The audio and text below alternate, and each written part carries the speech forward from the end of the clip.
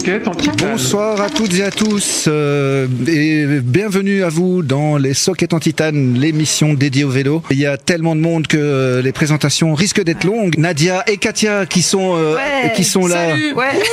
Mais également Madame Bricola, bonjour. Bonjour. Julien et Adrien de la masse critique. Bonjour. Yeah. Et aussi Thibaut et Adriane de Urbike, accompagnés de Mike et Ismaël. Salut. Et Sophie qui était dispersée de l'autre côté, qui se cache. Ouais. Et Nathan pour la captation de l'émission. Et ce qui nous relie, ce n'est jamais que ce qui est... j'allais dire entre nos jambes. Donc le vélo. Cette émission va être longue. On commence une fois n'est pas coutume par la nomade sédentaire et ça. Oui. Avant que ma chronique ne disparaisse, il y a un petit accident. Elle a pris l'eau. Elle a pris l'eau. Et oui, les trottinettes. Le gouvernement bruxellois vient de trancher. À partir du 1er janvier 2027, plus de trottinettes en libre service sur le territoire de la région. Bolt et Dot remballent. Les vélos partagés, eux, restent. On est en train de faire des grimaces autour de moi. Non, on applaudit comme les... Ah oui.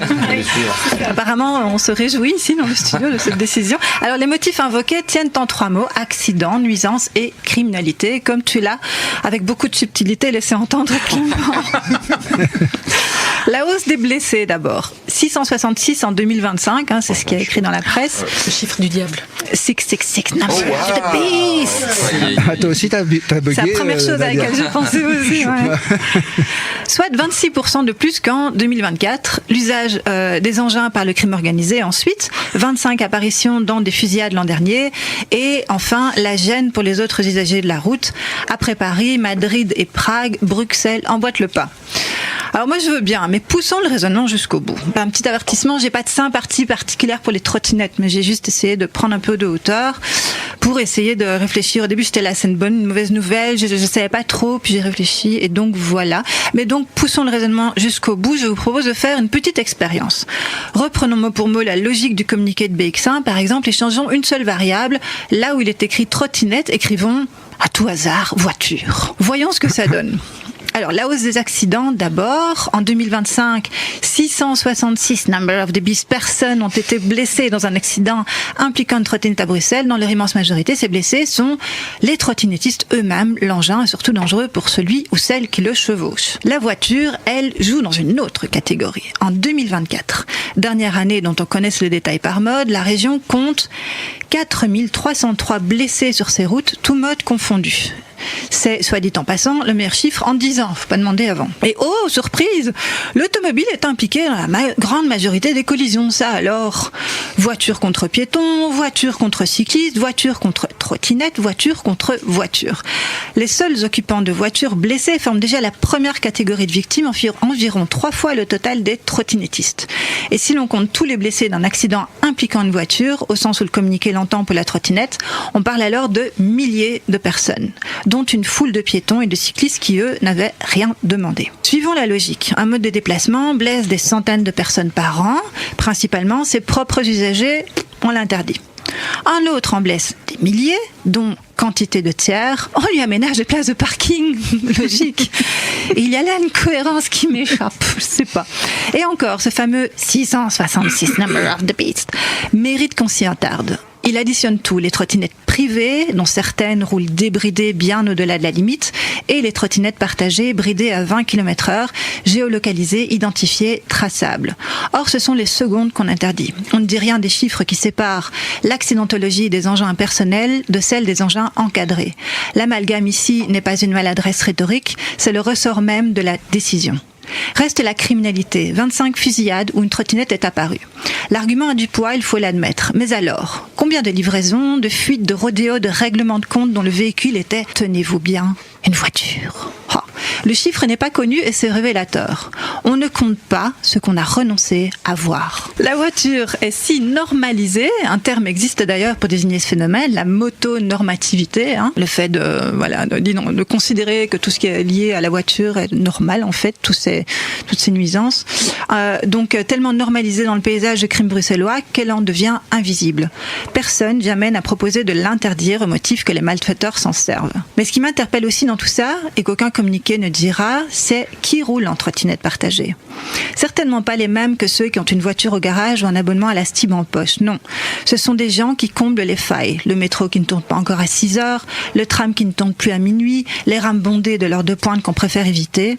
La trottinette partagée, c'est de la mobilité d'appoint pour qui n'a pas mieux. Et la croire interchangeable avec le vélo est sans doute un brin optimiste. Spoiler, ceux qui ne pédalaient pas hier ne pédaleront sans doute pas demain non plus, au motif qu'on aura retiré les trottinettes partagées. Ils basculeront vers la trottinette privée, souvent débridée, c'est-à-dire précisément la plus dangereuse, vers le scooter, la moto ou, pour une minorité, vers les transports qu'ils fuyaient déjà. Autrement dit, au nom de la sécurité, on risque de pousser les gens vers des engins moins sûrs. La mesure pourrait ainsi fabriquer des accidents qu'elle prétend prévenir. Difficile de faire plus contre-productif. Et il y a aussi une question de calendrier qui m'interpelle. On nous promet pour plus tard un beau service public de vélo partagé à station fixe. Soit. Mais il n'arrivera pas avant 2028. Pourquoi alors couper les trottinettes dès janvier 2027 ? Pourquoi condamner les usagers à une année blanche et tributaire du seul Vilo, dont la réputation n'est plus à faire ? On supprime l'existant avant que le remplaçant soit prêt. Dans un ménage, on appellerait ça de l'imprévoyance. En politique, on appelle ça un symbole. Car c'est bien de symboles qu'il s'agit. La trottinette partagée a un défaut rédhibitoire. Elle est bon marché, un peu désordonnée et associée à une population qu'on ne ménage pas. L'interdire ne coûte rien, ni aux finances, ni aux électeurs qui comptent. Ça se vend même très bien. Le mépris pour ce mode de déplacement est si largement partagé qu'on peut le bannir sous les applaudissements, là où toucher à la voiture déclencherait une fronde. Voilà la vraie ligne de partage. Pas l'accidentologie, pas la criminalité ni la nuisance, la classe de ceux qui s'en servent. Qu'on me comprenne, je ne plaide pas pour qu'on bannisse les voitures du jour au lendemain. Pas du jour au lendemain, quand même. J'ai pris un article de presse, échangé un mot, c'est tout. Mais ce petit jeu est révélateur, car si la même logique appliquée à la voiture nous paraît absurde, déraisonnable, impensable même, alors ce n'est pas la logique qui décide, c'est l'habitude et le confort de celles et ceux qu'elle arrange. Bruxelles s'est fixé un cap, 0 tués et 0 blessés graves sur les routes en 2030. Noble ambition. On ne l'atteindra pas en chassant les engins de 20 km/h pendant qu'on laisse prospérer les tonnes d'acier lancées à travers la ville. La trottinette mérite des règles, du stationnement, du contrôle, comme tout le monde. Surtout comme le mode qui fait le plus de dégâts et s'en tire toujours. Le matin, quand je vais au travail à vélo, je croise des piétons, des coureurs, des cyclistes, des trottinettes et des voitures. Une seule de ces catégories peut me tuer et devinez laquelle on s'apprête à interdire. Ça grince, hein. C'est pas un tout nouveau vélo. L'impression de plaquette, ton truc. Je crois. Il y a des mécanos autour de la table, je crois. C'est toi le mécano. Ouais, c'est moi le mec. Mais il y a des bricoleurs aussi. T'as vu la transition de dingue. Merci Ismaël, on n'aurait pas pu faire mieux. Il y a des bricoleurs et cette bricoleuse plutôt s'appelle Madame Bricola. Ça c'est ton nom de scène, j'ai envie de dire. Mais Artistique. Oui, en gros, je suis Madame Bricola. Tout le monde m'appelle Madame Bricola et même mes enfants m'appellent Madame Bricola. Mais non. Donc c'est devenu presque mon nom finalement. Et tu réalises des bricolages, comme ton nom le dit, chez les gens. Mais ça ne s'est pas passé comme ça. Enfin, tu n'as pas toujours fait ça. Tu travaillais avant dans un bureau, c'est ça ? Oui, j'ai travaillé dans un bureau pendant plus de 20 ans, 25 ans environ, assise derrière un ordinateur, à participer à des réunions. Et je dois dire, à ce moment-là, j'ai eu beaucoup de plaisir à faire ça parce que j'aimais le faire, parce que j'étais enthousiaste, parce que j'étais à poursuivre un objectif. Et puis à un moment donné, je me suis dit, j'ai envie de faire quelque chose de plus concret, de me rapprocher finalement du quotidien des personnes, de faire des petites choses. M'était passé cette idée de faire des grandes choses et des grands changements. Je me suis dit, avec des petites choses, on peut aussi faire des grandes choses. J'ai toujours, depuis que je suis petite, bricolé, réparé. Et puis c'est bien plus tard que je me suis dit, mais finalement, si je peux le faire pour moi-même, si je peux le faire pour mon entourage, mes amis, ma famille, mais pourquoi pas le faire pour des personnes de manière plus large. Et là, c'est vrai que j'ai fait appel quelquefois à des entrepreneurs un peu comme tout le monde. Et ces entrepreneurs, je suis toujours très bien tombée, mais j'ai bien réalisé qu'ils effectuaient des travaux de rénovation ou de construction assez grands. Les petits travaux, les petites réparations, c'est quelque chose qui n'entrait pas dans ce qu'ils proposaient comme service parce que trop petit, parce que un rapport coût-efficacité sans doute pas dans leur service, pas optimal. Et moi je me suis dit mais en fait voilà une petite chose qui répond à des besoins quotidiens de beaucoup de personnes qui n'ont soit pas le temps de bricoler, soit qui n'aiment pas bricoler, soit qui n'ont pas les outils pour bricoler. Et voilà, c'est comme ça que je me suis lancée. Et votre entourage vous a pris au sérieux? Alors, l'entourage immédiat, oui. Oui, parce qu'ils m'ont toujours vu bricoler et en fait, ils faisaient appel à moi pour une chasse qui coule, pour un robinet qui coule, pour faire une extension, pour replacer une prise, pour mettre les cadres. Oui, bien sûr. Hein. Mais bon, je ne le faisais pas à temps plein, bien entendu. Et donc, mon entourage n'a pas été surpris. Par contre, mes ex-collègues de travail l'ont été parce qu'en fait, je pense qu'ils n'imaginaient pas du tout que j'avais cette expérience manuelle, je dirais. Voilà. Pour les personnes qui se poseraient la question du rapport avec le vélo. Oui, il faut le dire, c'est vrai. Madame Bricola se déplace à vélo exclusivement. C'est vrai, on allait y venir, mais pourquoi le choix du vélo cargo? C'est immédiatement entré dans mon projet. En fait, moi, je suis cycliste, je dirais pas depuis toujours, depuis plutôt récemment, 5-6 ans.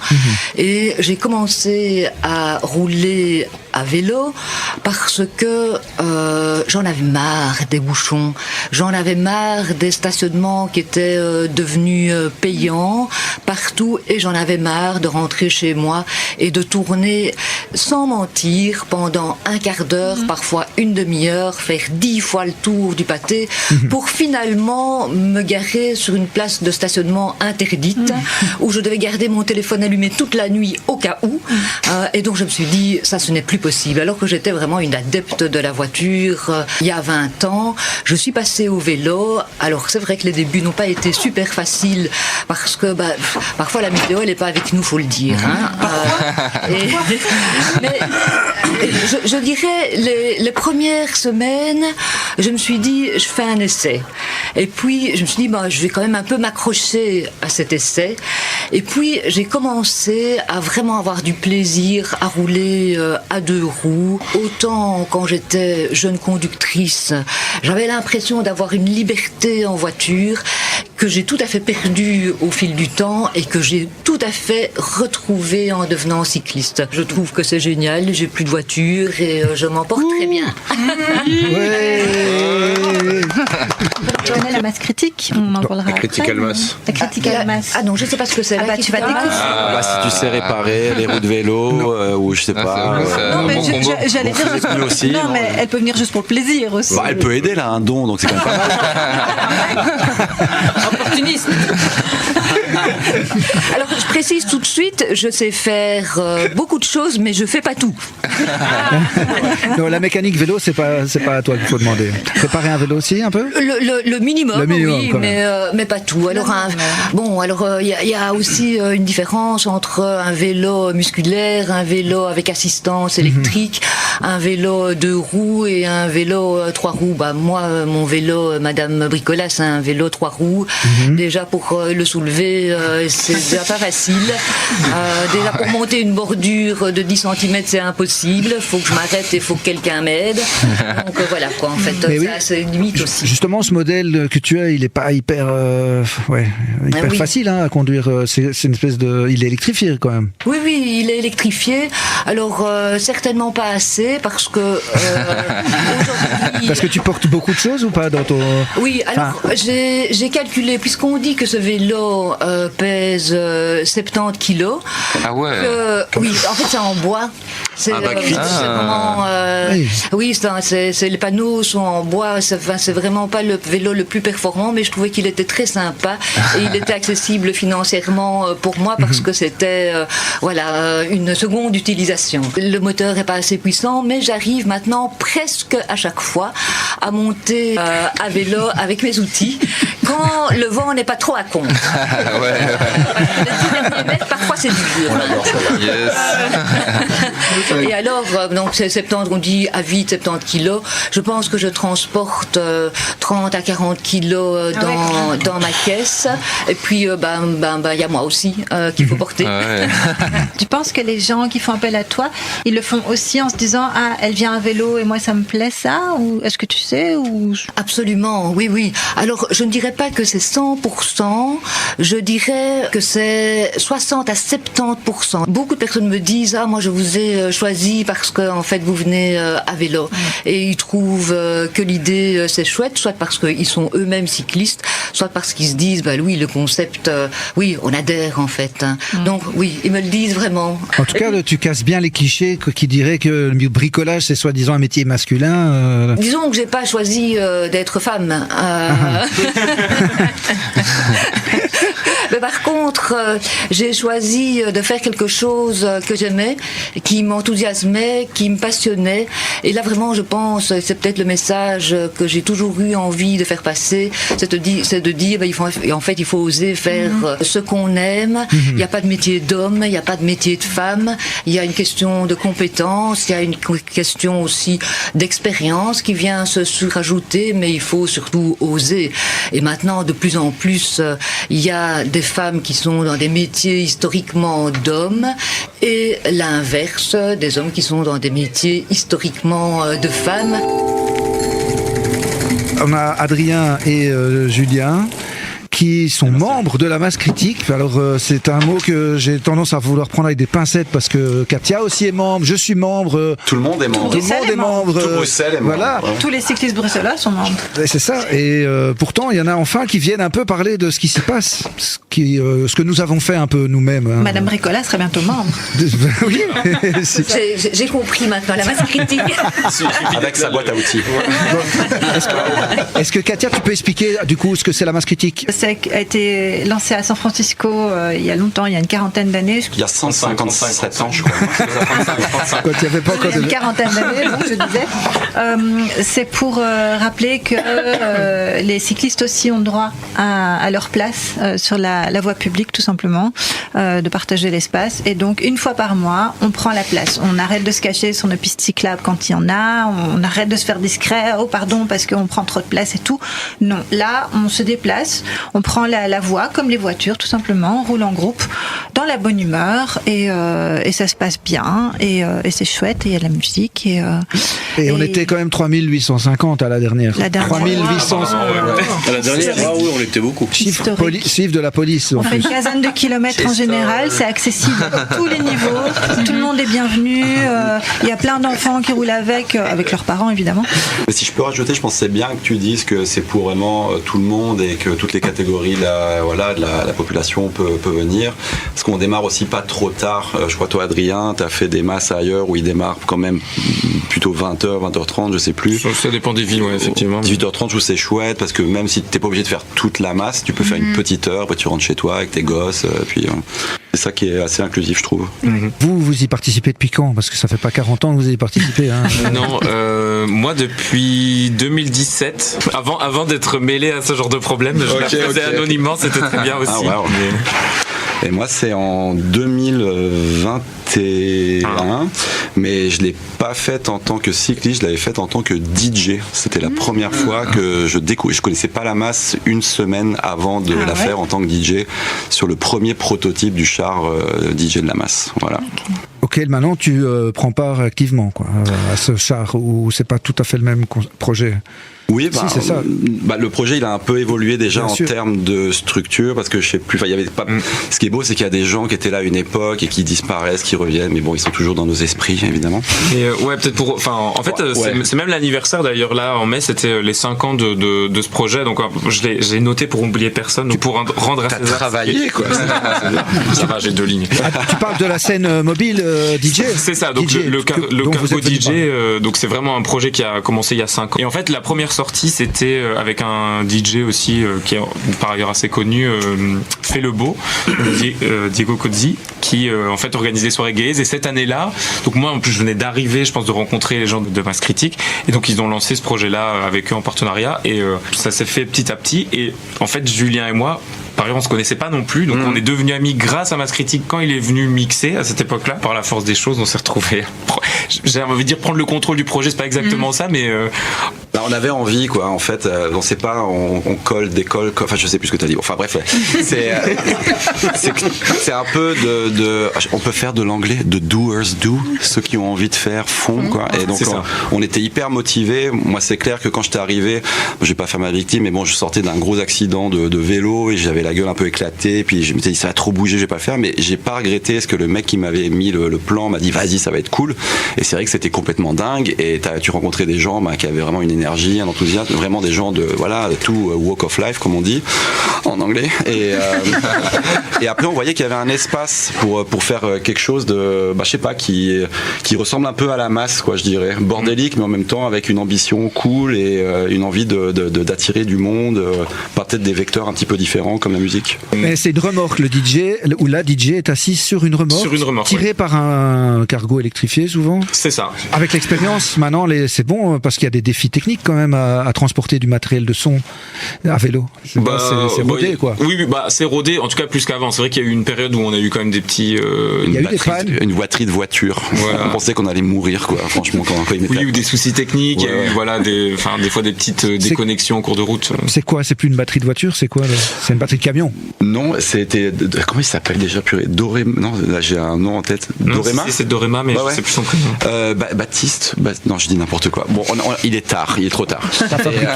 Non, mais on avait récupéré, on avait acheté, en fait, on avait fait quelques crowdfunding à l'époque pour essayer d'améliorer le sound system, pour qu'on ait aussi une qualité, puis de la basse, on veut de la basse. Il y a surtout plein d'autres sound systems qui sont là avec des méga grosses basses, et moi à chaque fois je suis oh non, pourquoi c'est pas ma basse à moi. Et donc pour l'histoire de je sais plus parler français, la sustainability de l'énergie du truc, quoi. Oh la vache, quoi, ça craint, quoi, j'ai envie de me tuer.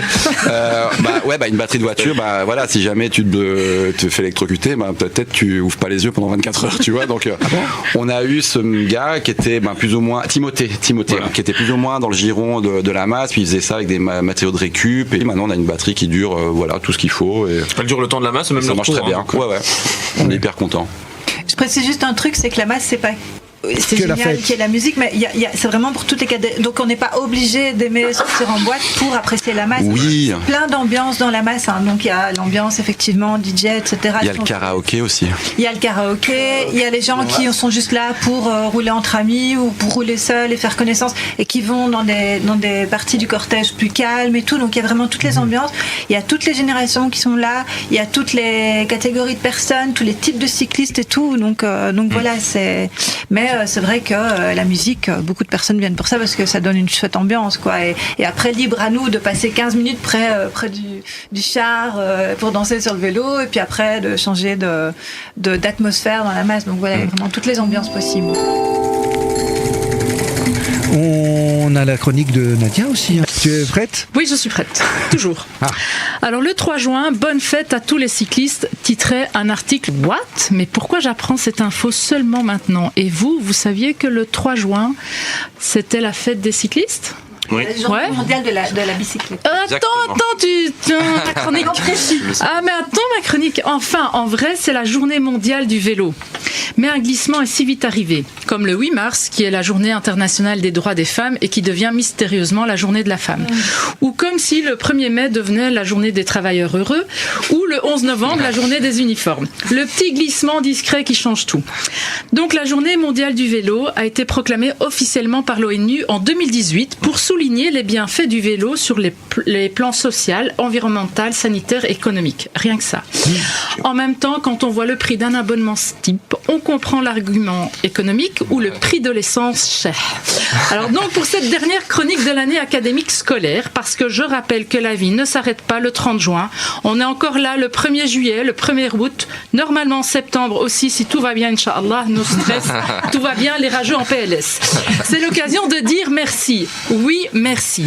Merci aux cyclistes réguliers ou occasionnels d'avoir choisi le vélo comme mode de déplacement. Un peu, beaucoup, passionnément à la folie. Merci à ce Lycra Warrior, c'est ce Lycra Warrior qui te fait sentir t'es une merde.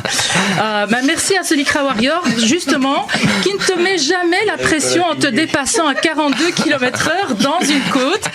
Alors, mais c'est pas de toi que je parle, évidemment. Dans une côte, alors que toi, t'es en pleine négociation cardiaque, pourvu que je tienne. Et mon cœur, et aussi ma dignité. Merci à cette maman et sa fille, chacune sur leur vélo, en train d'affronter une montée ensemble, et qui l'encouragent. C'est rien et en même temps ça représente tellement.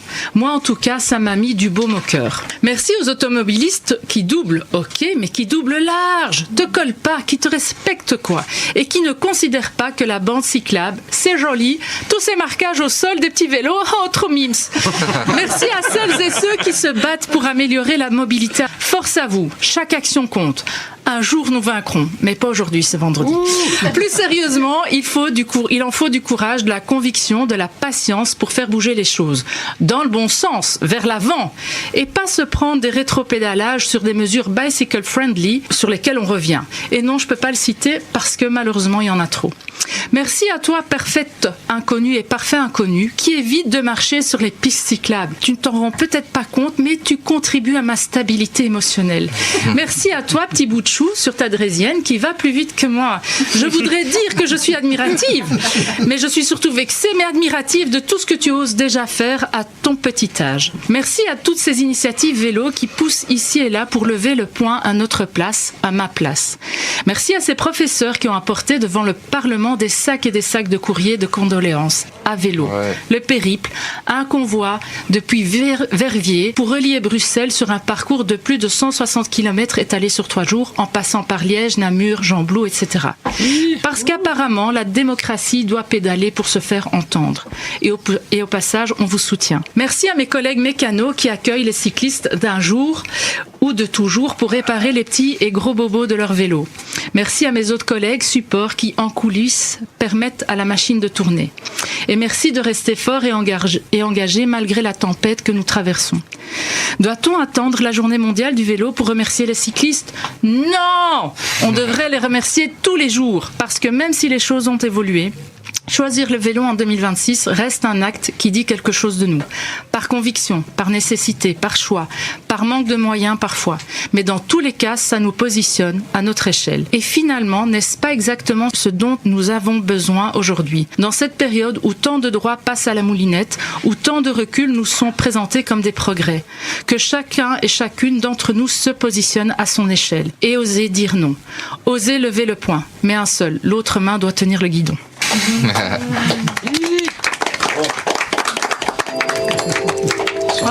Sans les pieds, sans les dents.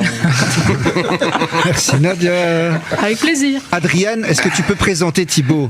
Et Thibaut, est-ce que tu peux présenter Adriane ? Thibaut, c'est, je dis toujours que les coursiers à vélo, ils sont en partie punk, en partie cycliste. Je dirais que Thibaut, c'est plutôt 60% cycliste, 40% punk. Il aime bien faire des longues distances, voilà. Ok, nickel, merci. Et Thibaut, sur Adriane ? Adri, c'est la machine qui nous vient du Mexique. Hein. Là, s'il faut de l'énergie, il est toujours là, bonne humeur. Et vous avez été jusqu'à Milan pour les championnats du monde de coursier à vélo, c'est ça ? Ouais, c'est ça. Et c'était quand, les championnats ? Là. Milan, c'était du 27 mai au 1er juin. Ouais. Et il y avait combien de participants ? Je crois Milan, vous étiez à peu près 800. Ouais, apparemment, de ce qu'ils disent. Ouais, on était beaucoup, ouais. Ah ouais. Je peux poser une question ? Vous faites quoi en fait ? Oui, vous faites quoi ? Je comprends pas. Il y a des colis et Exact. En fait, on a une course principale qui est la main race. qui est une journée de boulot en fait. Ouais. Donc dans un sens, on a un circuit fermé, c'est dans un sens. Et puis à côté, il y a toutes des alicades, des courses d'orientation, des track stands, enfin toutes des fêtes. Surtout des fêtes. Surtout des fêtes. De la musique. Non, il y a toujours de la musique chez les courtiers. Et donc, voilà, on se regroupe en fait, on se retrouve en fait chaque année. Mais je trouve ça cool que tu fasses un métier où il y a un championnat du monde du métier. C'est bien ça. C'est pas le cas de mon métier. Il n'y a pas un championnat. Il y a aussi un côté aussi où les LGBT sont représentés et on a des conférences. Bon, en tout cas, c'était vraiment un plaisir de vous avoir avec nous. Il nous reste 1 minute avant de devoir rendre l'antenne. Je coupe ton micro, toi, c'est fini. Merci pour l'invitation. Merci pour l'invitation. Avec plaisir, merci à vous. Faites du vélo.